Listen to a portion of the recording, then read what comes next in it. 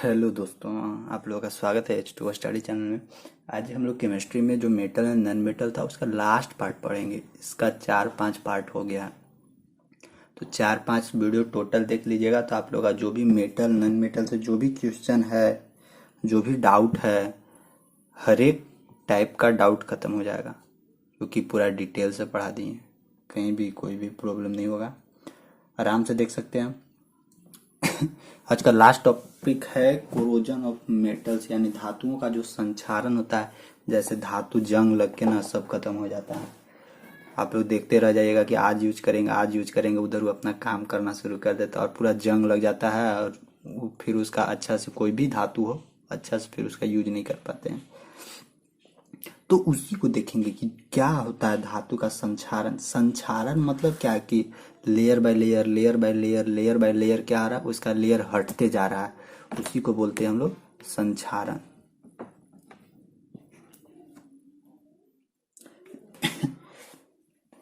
इससे हम लोग को बहुत नुकसान होता है। जैसे आप लोग ऐसे भी देखते होंगे, अगर मान लीजिए घर में बाहर मेन गेट हो, या घर में ग्रिल हो, या घर में जो लोहा का या और कोई दूसरे सोना चांदी का अगर गेट लगाया हुआ है घर में, तो देखिएगा कि उसके ऊपर कुछ ना कुछ लेयर चढ़ाया हुआ रहता है। या तो फिर उसको पेंट किया जाता है, या और कोई दूसरे धातु का लेयर उस पर चढ़ा दिया जाता है, जिससे कि ना कि उसमें या तो जंग जंग बोलिए जंग नहीं लगे, ताकि वो खराब नहीं हो, थोड़ा लुक बढ़े। मतलब मेन पर्पस क्या होता है, लुक के लिए तो हम लोग करते नहीं। मेन पर्पस है क्या कि वो कोरोजन उसमें नहीं रहे, उसमें संक्षारण नहीं हो, नहीं तो धीरे धीरे धीरे धीरे करके उसका जो टोटल जितना भी उसमें मेटल है सब खत्म हो जाएगा। तो वही देखेंगे कि वो सब आखिर होता कैसे है। तो कल भी थोड़ा सा बताया था इसके बारे में कि जब भी कोई भी धातु, सब धातु तो लगभग लगभग रिएक्टिव है, लगभग लगभग रिएक्शन करता है। जब वो इन्वायरमेंट के कांटेक्ट में आता है, तो इन्वायरमेंट में बहुत सारा गैस है, ऑक्सीजन है, कार्बन डाइऑक्साइड है, नाइट्रोजन है, और थोड़ा एटमॉस्फेयर मतलब ह्यूमिड भी है, थोड़ा नमी भी है। तो नमी प्लस में ऑक्सीजन के कांटेक्ट में आने के बाद सब धातु एक दूसरे के साथ, सब धातु उसके साथ ऑक्सीजन या नमी के साथ रिएक्शन करने लगता है। और रिएक्शन कर करके कभी अपना ऑक्साइड बना लेता है, कभी अपना और कुछ बना लेता है, कार्बोनेट बना लेगा, और वो धीरे धीरे क्या होगा, लेयर बाय लेयर अपना छोड़ना शुरू कर देगा। और ऐसे ही लेयर लेयर बाय लेयर हटते जा रहा है, हटते जा रहा है। एक ऐसा सिचुएशन आता है कि सब खत्म हो जाता है, पूरा जंग लग जाता है। तो उसी तरह है, जैसे देखिए लोहा है, जनरली ज़्यादातर लोहा में ही ये सब घटना घटता है। लोहा भी है, लोहा को भी अगर बाहर में रख दीजिएगा, बाहर में जैसे देखिए अगर घर बनाने के लिए अगर आप लोग रॉड जो होता है ना, रॉड, अगर रॉड गिरा के रखे हैं, तो ये रॉड को घर के बाहर रखा जाता है ना, तो उस टाइम देखिएगा कि अगर इस पे थोड़ा बहुत भी पानी पड़ा तो टोटल रॉड है, टोटल रॉड में जो घर बनाने में उपयोग किया जाता है वो सब क्या होगा, धीरे धीरे कोरोजन होना शुरू कर देगा। और अगर छत के ऊपर भी देखिएगा, छत होगा, अगर पक्का का घर होगा तो छत के ऊपर भी देखिएगा कि जो रॉड निकला हुआ रहता है और ऊपर ले जाने के लिए, तो वो सब में भी देखिएगा कि अगर ऐसे ही खुला में इन्वायरमेंट के कांटेक्ट में है तो उसमें भी रस्ट लग जाता है, जिससे कि वो कमजोर हो जाता है। और उसके बाद फिर उसी पर और नया रड जोड़ के और घर बनाना शुरू कर देता है। तो वो सब क्या है, वो सब खतरा है, वो सब डेंजर है, क्योंकि वो पहले ही से वो कमजोर है और उसके ऊपर हम लोग और दूसरा सा जोड़ के और कांटेक्ट करके ऊपर घर बना रहे। तो वैसा नहीं करना चाहिए, क्योंकि वो तो रस्ट लग चुका है, उसमें जंग लग चुका है और वो पहले से ही कमजोर है। तो देखिए इसमें मेरे को मेनली बताना है कि संक्षारण तो समझ गए हैं, अब देखते हैं लोहा का संक्षारण। जो भी लोहा का संक्षारण होता है उससे उसको हम लोग क्या बोलते हैं, जंग लगना बोलते हैं। और जो भी जंग लगता है उस जंग से देखिएगा कि भूरा भूरा टाइप का झड़ना शुरू कर देता है। तो वो जो भूरा भूरा टाइप का लोहा में जो जंग लगता है उसको रस्ट बोलते हैं। वो जो भूरा भूरा टाइप का झड़ना शुरू हो जाता है, जिसको हम लोग बोलते हैं Fe2O3, इसको हम लोग बोलते हैं फेरिक ऑक्साइड। क्या वो बन जाता है, फेरिक ऑक्साइड। वो लोहा है, उस लोहा जब वो लोहा अभिक्रिया किया एनवायरनमेंट के साथ कांटेक्ट में आके, पानी के साथ कांटेक्ट में आके, तो वो ऑक्साइड बना दिया और उसका नाम क्या है, फेरिक ऑक्साइड। और ध्यान रखिएगा कि लोहा है, उस वो जंग लगने के बाद, रस्ट लगने के बाद लोहा का जो भार होता है, उसका जो वेट होता है, वो पहले के कंपेयर में क्या होता है, बढ़ जाता है, क्योंकि उसके ऊपर ऑक्साइड का लेयर चढ़ गया। और लेयर चढ़ने के बाद उसमें ऑक्सीजन की मात्रा भी थोड़ा बहुत बढ़ गया, उसमें और अशुद्धि भी आ गया, जिसके चलते उसका जो भार है वो भार क्या होता है, बढ़ जाता है। और एक चीज़ याद रखिएगा कि जंग लगना यानी रस्ट लगना, जंग लगना, इसको हम लोग रेडॉक्स रिएक्शन बोलते हैं। क्या? रेडॉक्स रिएक्शन, याद कीजिए। रेडॉक्स रिएक्शन के बारे में पढ़ाया था, जिसमें ऑक्सीडेशन और रिडक्शन दोनों होता है।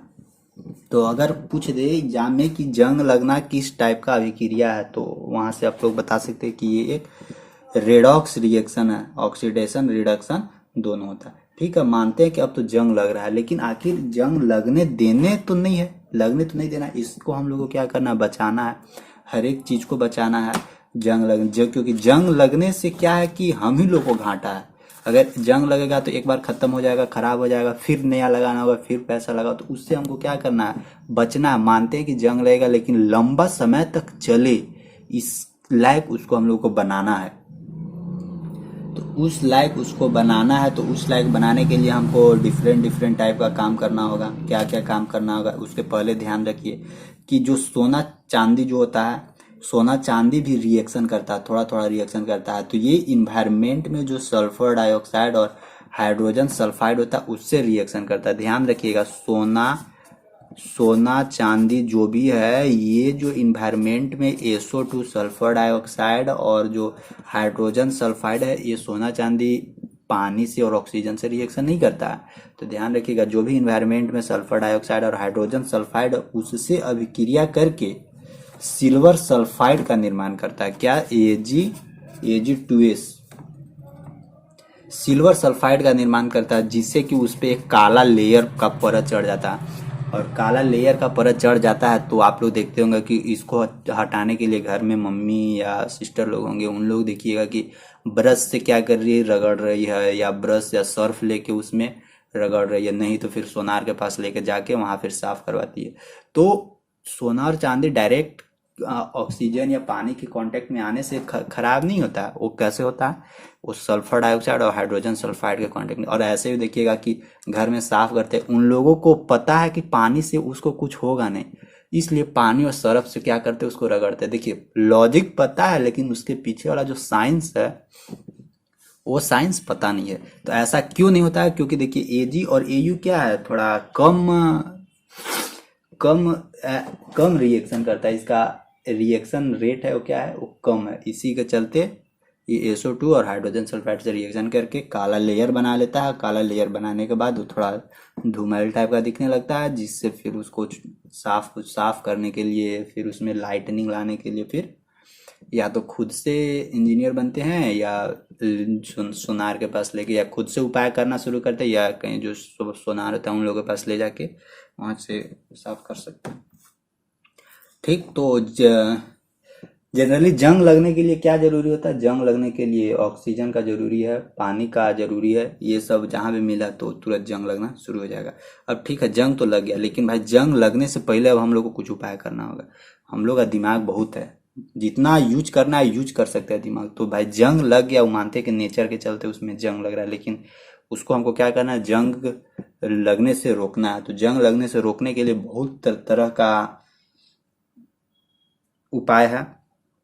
क्या क्या कर सकते हैं, पेंट कर सकते हैं, पॉलिश कर सकते हैं, ग्रीस लगा सकते हैं, और क्या क्या कर सकते हैं, इलेक्ट्रोप्लेटिंग कर सकते हैं, एनोडाइजिंग कर सकते हैं, गैल्वेनाइजिंग कर सकते हैं, इलेक्ट्रोप्लेटिंग कर सकते हैं। ये सब हम लोग जनरली जंग लगने से बचाने के लिए ये सब हम लोग उपाय करते हैं। तो एक एक करके देखिए, एक एक करके हम लोग देखते हैं। तो सबसे पहला देखते हैं कि अगर धातु के सतह पे कोई एक लेयर चढ़ा दे, एक कोई मेटल है, उस मेटल के ऊपर एक कोई दूसरा ऐसा मेटल का लेयर चढ़ा दे, जिससे कि जो इस मेटल के कंपेयर में क्या है, कम रिएक्शन है, कम अभिक्रिया करता है इन्वायरमेंट में, जो भी ऑक्सीजन और पानी और ह्यूमिडिटी है उससे कम रिएक्शन करता है, तो उसका भी एक लेयर चढ़ा देते हैं। मतलब कि लेयर ऑफ अनदर मेटल, कोई दूसरा मेटल का एक हम लोग लेयर चढ़ा दिए, जिससे क्या है कि जंग कम लगता है। या हम लोग क्या कर सकते हैं, ग्रीस लगा सकते हैं। ग्रीस लगाने से भी क्या होता है कि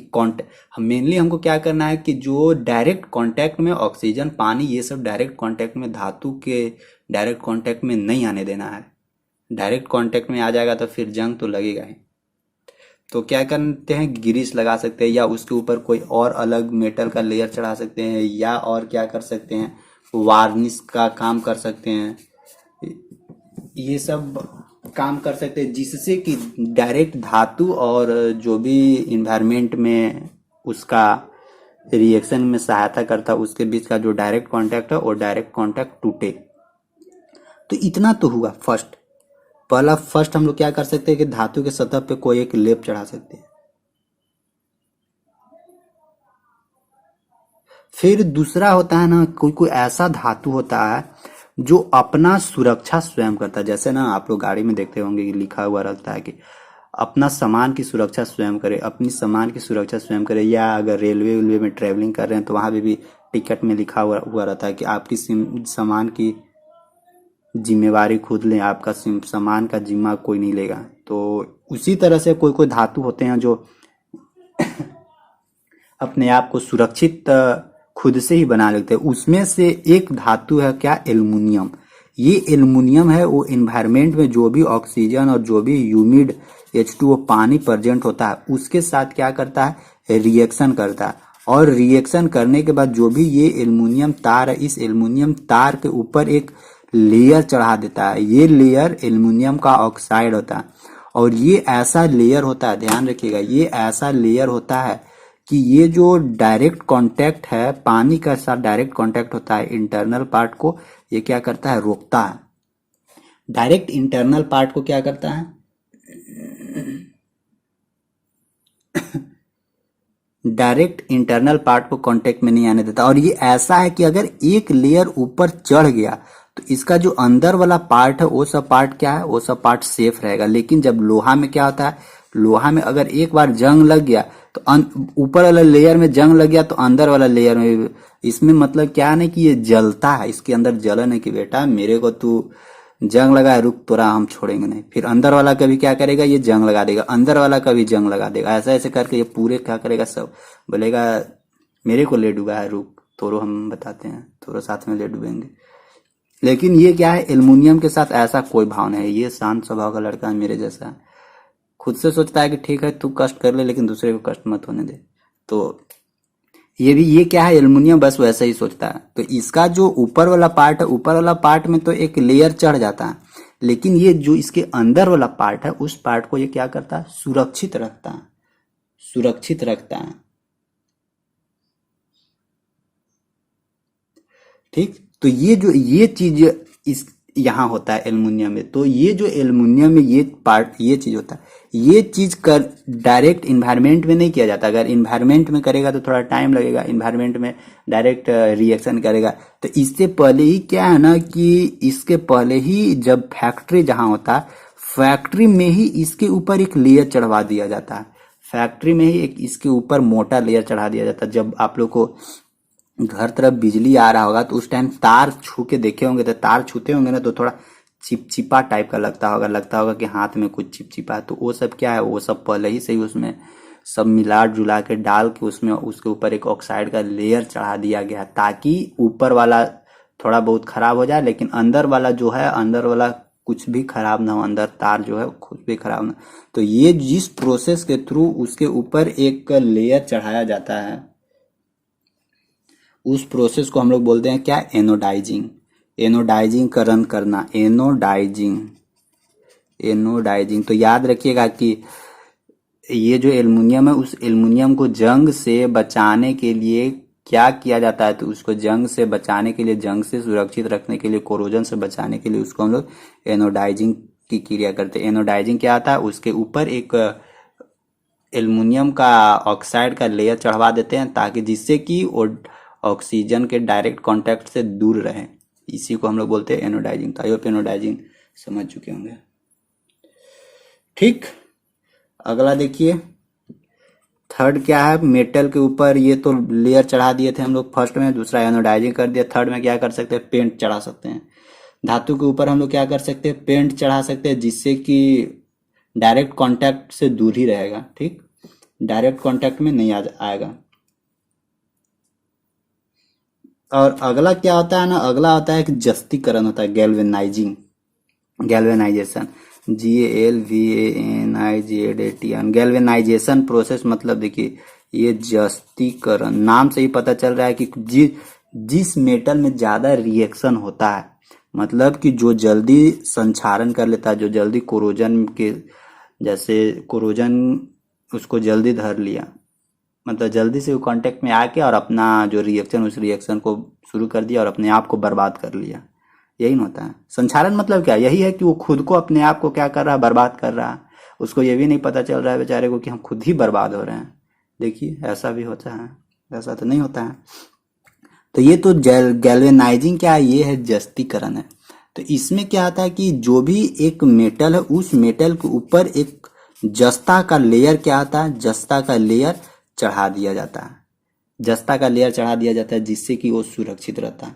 पिघला के क्या करता है, इसके ऊपर एक गैल्वेनाइजिंग का प्रोसेस, गैल्वेनाइजिंग करके इसके ऊपर एक, सॉरी गैल्वेनाइजिंग प्रोसेस है, जस्तीकरण करके एक प्रोसेस नाम दे दिया है, क्योंकि जस्ता का लेयर रहता है वो इसके ऊपर चढ़ा दिया जाता है। जैसे आप लोगों के घर तरफ चापाकल होगा, चापाकल वो सब गैल्वेनाइजिंग किया हुआ रहता है।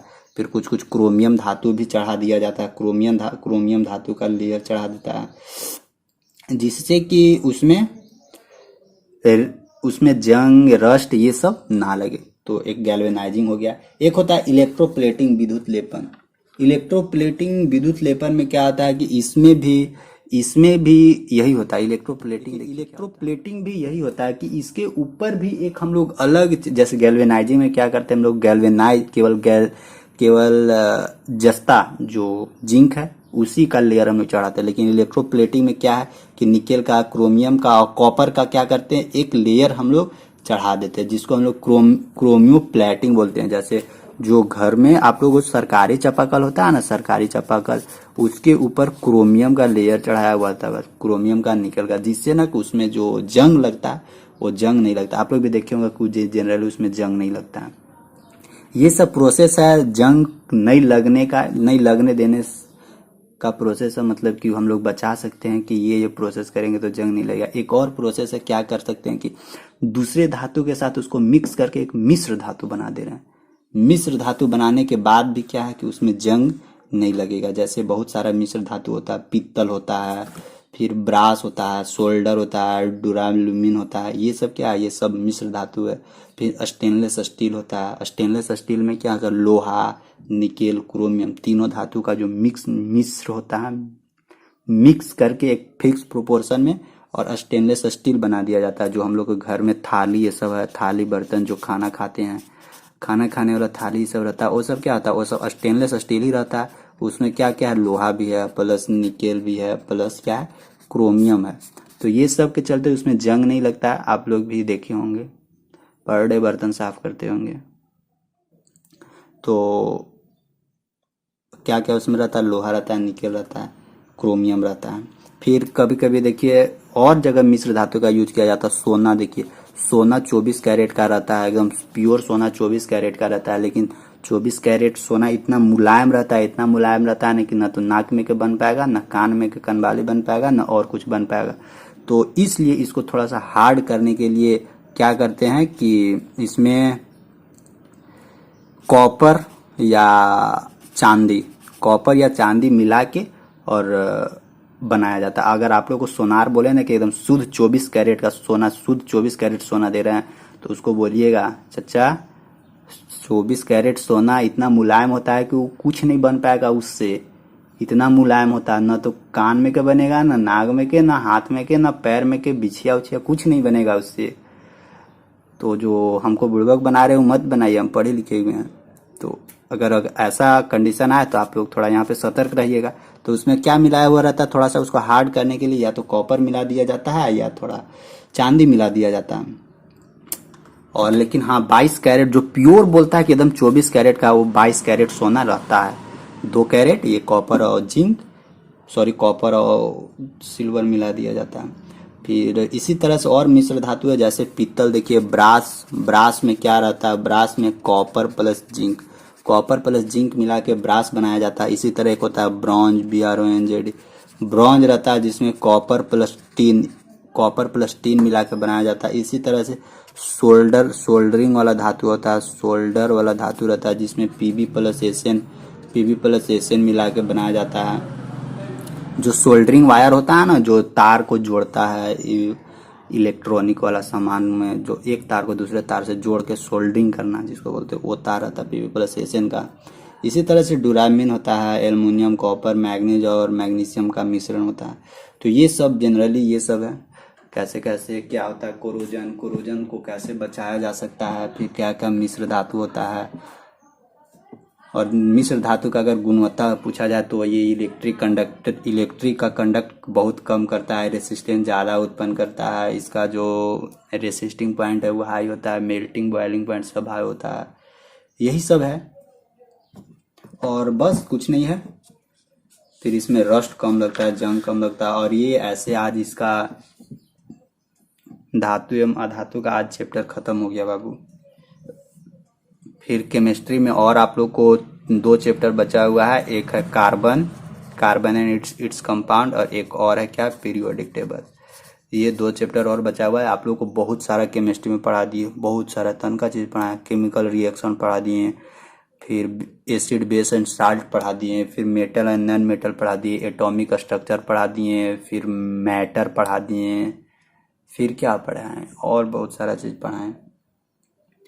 9th का टोटल पढ़ा दिए हैं। इसके बाद 10th वाला जो पॉइंट था वो सब पढ़ा चुके हैं। ठीक, और जितना है सब लेक्चर देखिए, खोज के देखिए। बहुत सारा चीज़ है जो शुरू से लेकर लास्ट तक सब पार्ट 1 पार्ट 2 पार्ट 3 करके बनाया हुआ। आज आप लोग को रात में सब प्लेलिस्ट ये कर देंगे, सजा देंगे।